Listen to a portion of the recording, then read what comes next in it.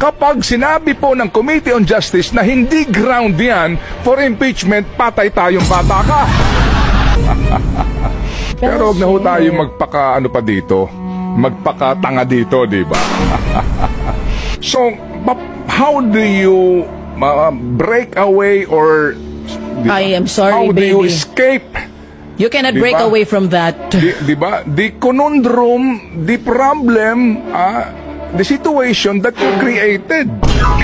Panahon ninyo sa Committee on Good Government, paano ang dik-dik ninyo na impeachable offense ito? Paano yung pagkakamali ito? Na ground for impeachment ito? Ay may naghain ng impeachment based on the facts that you presented.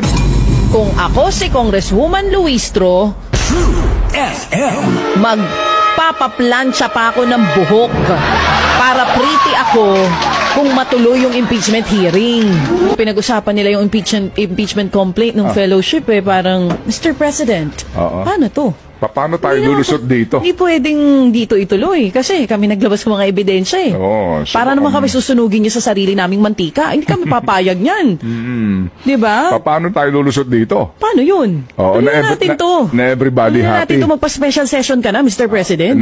Kapag sumunod kay Pangulong Junior na walang impeachment, maiiwan sa ere ang komite at mga kongresista na nagpagamit daw at tumira because para to defeat the impeachment, kailangan ang findings na no substance. Paano yan? Galing sa inyo yung substance. Leaders ay kinausap po ni Presidente. Ang sabi daw ho nila fellowship. Pero huwag na ho tayo magpaka ano pa dito, magpakatanga dito, di ba? Ngayon, pag-uusapan talaga nila, paano ho nila didiskartehan ito? Paano kahuhulag po sa isyong sinimulan naman ng Kamara? Okay. Ito po gagawin ko ito ng medyo episode and think about it. Pero ngayon pa lang po, mga kapatid, isipin po ninyo. Ang Kamara de Representante nag-imbestiga. Itabi mo yung Quadcom, Committee on Good Government.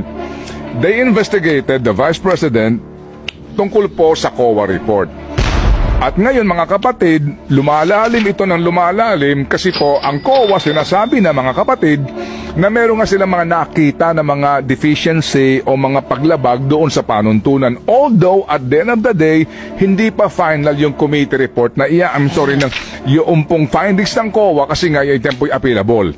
O ibang usapan yun. Ngayon kasi, ang Kamara de Representante na kung saan po yung mga miyembro ng Committee on Good Government, girl, ay miyembro din ang iba dyan ng Committee on Justice. Na siyang didinig dito po sa impeachment complaint. Yan pong mga naantidiyan sa Committee on Good Government, sa ilang mga panayam at mismo doon sa hearing sinasabi na ito po ay mga impeachable offense. Right? Yes.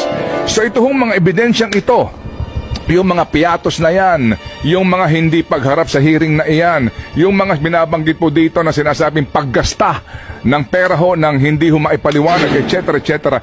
Yan ngayon ang ground ng impeachment complaint, particularly nitong pangalawang impeachment complaint ng grupo pong ng 50 mga individual na inendorso po ng Makabayan Black.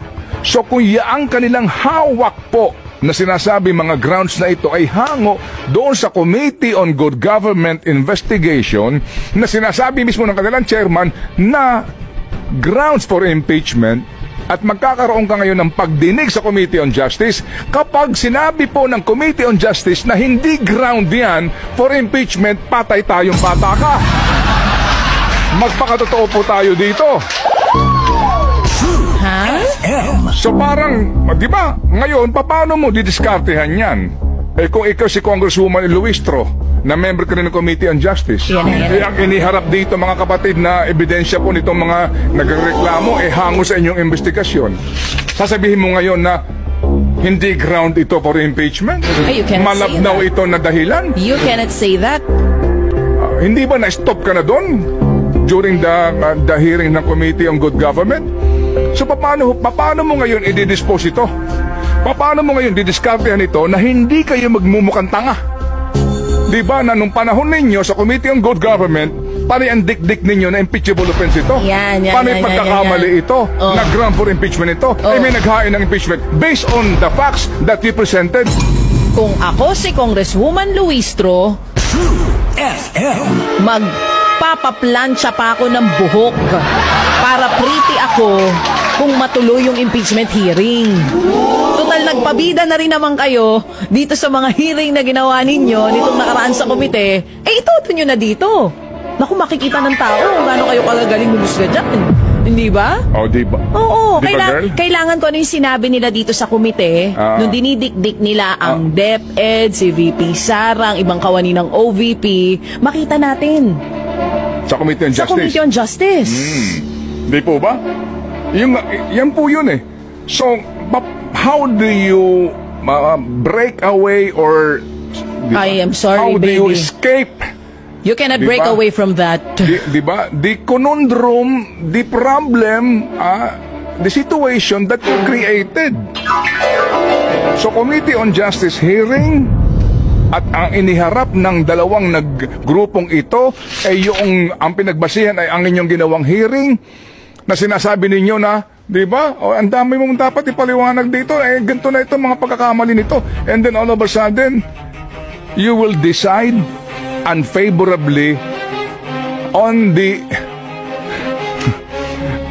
merits or the cases presented to you during the Committee on Good Government hearing. Ang sabi nga dito ng isang taong matalino, my baby girl, ha? Oo, ang sabi nga dito, ha? Okay. Oo.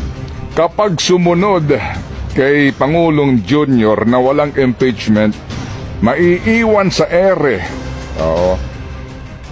Ang komite at mga kongresista na nagpagamit daw at tumira because para to defeat the impeachment, kailangan ang findings na no substance.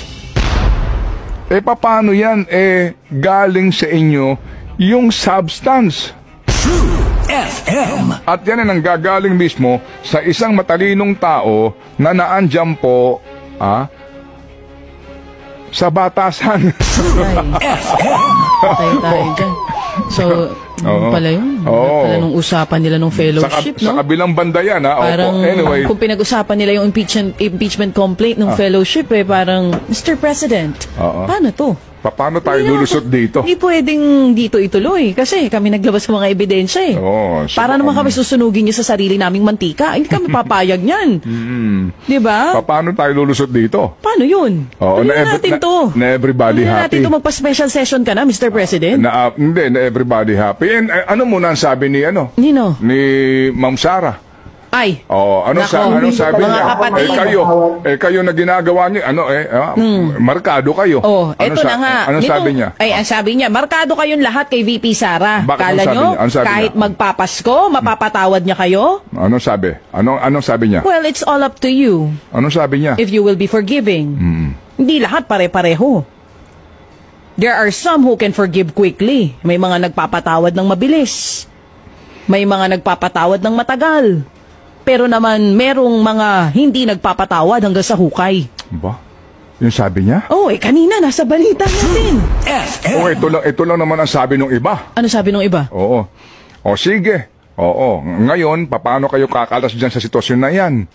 Tandaan ninyo, kapag hindi naman daw na-impeach o hindi nyo mapaalis sa pwesto itong isang nakaupo na substitute na vice presidente, kapag may nangyari dyan, sa nakaupo, wag naman po sanang ipahintulot. Pag may nangyari, sino magiging presidente? Di yung ninominate ng Pangulo. Ha? Yung inonominate. Hindi. Pag may nangyari, sino magiging presidente? Di itong... Ito na. Itong pinitpit ninyo. Yung ginisa nyo. Sabi nga nila... Lintik lang ang walang ganti. Yun namang sinasabi sa pelikula. I love you, BBM! Ay, hindi na ganyan. Okay.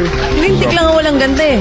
Ano naman masasabi mo? Diba? Doon sa mga senador na nagsasabi na ito daw impeachment complaint, wag nang gawin dahil divisive yan.